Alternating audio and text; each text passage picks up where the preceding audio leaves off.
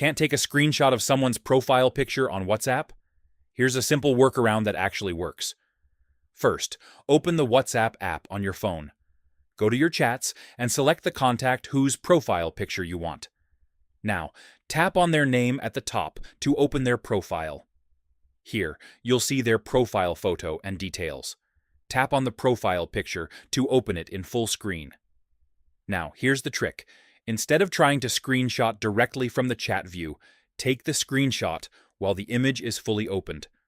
Press the power button and volume up button at the same time.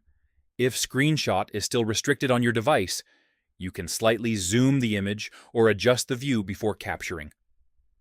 Once the screenshot is taken, open your gallery, crop the image to keep only the profile picture.